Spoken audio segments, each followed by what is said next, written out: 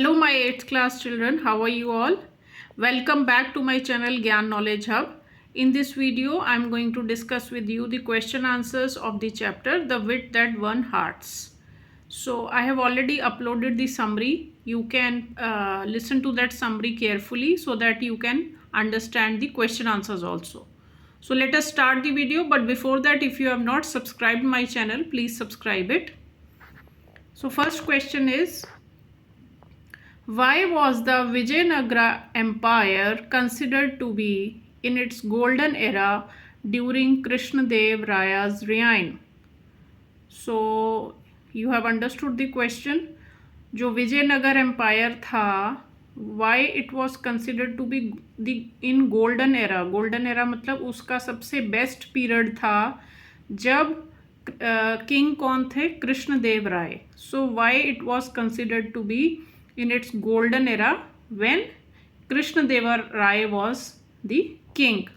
So the answer is the Vijayanagara Empire was considered to be in its golden era during Krishnadeva Rai's reign because under this king art, literature and architecture flourished. So इस king के रियाइन के दौरान architecture, art और literature बहुत flourish हुआ, बहुत develop हुआ kingdom में.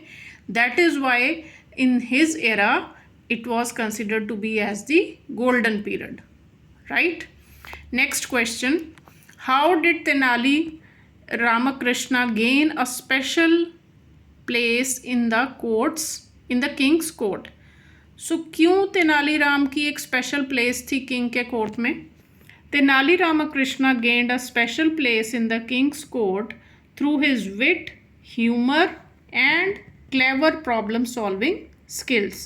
So उसमें ये जो क्वालिटीज़ थी, विट मीन्स इंटेलिजेंस, ह्यूमर मजाक करना और क्लेवर प्रॉब्लम सॉल्विंग स्किल्स, किसी भी प्रॉब्लम को बड़ी इजीली वो सॉल्व कर लेता था. So these were the qualities which made him a special person in the king's court.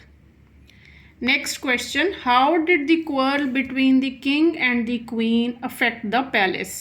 So if you have listened to the summary, there was a quarrel between the king and the queen, and how did it take place? How did it affect the palace? That you have to tell. उस क्वार्ल का, उस लड़ाई का उनके palace के ऊपर क्या effect पड़ा? The king did not talk to queen for weeks and stopped visiting her. As a result the palace became dull and lifeless. So there was a quarrel between the king and the queen, and जो king है उसने queen के room में जाना भी बंद कर दिया. So as a result what happened? The palace became dull and lifeless. What strategy did Tenali Rama use to make the king realize his mistakes? So Tenali Rama ने क्या strategy use की थी, किस planning के साथ उसने king को अपनी mistake realize करवाई? Tenali Rama brought some paddy seeds and explained in the court that a good harvest could be reaped if the person sowing them is not careful. Right तो उसने एक paddy seeds लेकर गया था वो court में, और उसने ये भी बताया था कि अगर जो सीड्स सो करने वाला जो आदमी है, if he is not careful then the harvest will not be good. He further said that the seeds would scatter unevenly if the person yawns while sowing.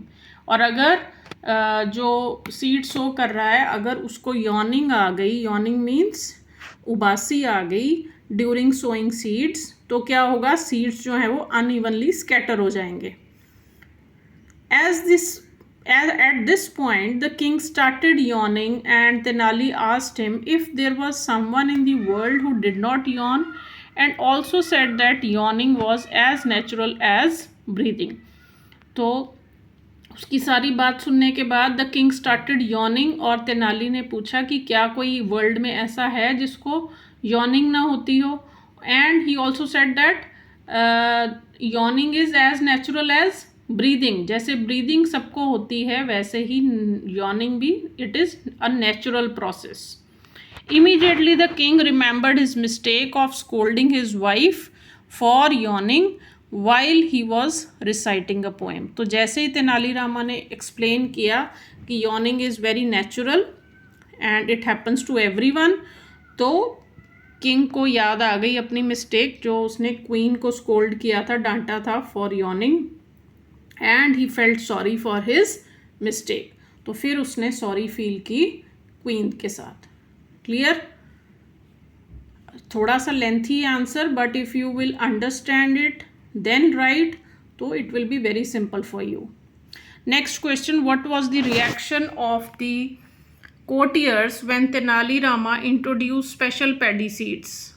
So courtiers की क्या reaction हुई थी? You remember? When Tenali Rama introduced his special seeds, the courtiers made fun of him, saying that he had brought magical seeds. तो सभी ने उसका मजाक बनाना शुरू कर दिया कि ये तो कोई जादुई seeds लेकर आ गया है. Some of them said that he would grow them without water and others said that he found them on the moon. कुछ तो उसका मजाक बना के कहने लगे कि ये तो बिना पानी के भी सीड्स ग्रो हो जाएंगे, और कुछ ने ऐसे बोला कि ये मून से लेकर आया है सीड्स को. So everybody was making fun of Tenali Rama. Now come to the next question, how does the story conclude and what lesson can be learned from it? So story के एंड में क्या होता है और इससे आपको क्या सीखने को मिलता है? In the end of the story the king realised his mistake and went to the queen and apologised. तो एंड में किंग को अपनी गलती का एहसास हुआ और उसने क्वीन से सॉरी फील किया, अपोलोजाइज किया. And the lesson which we learn from this chapter is that we should not overreact in any situation, and if we find our mistake we should apologize for that.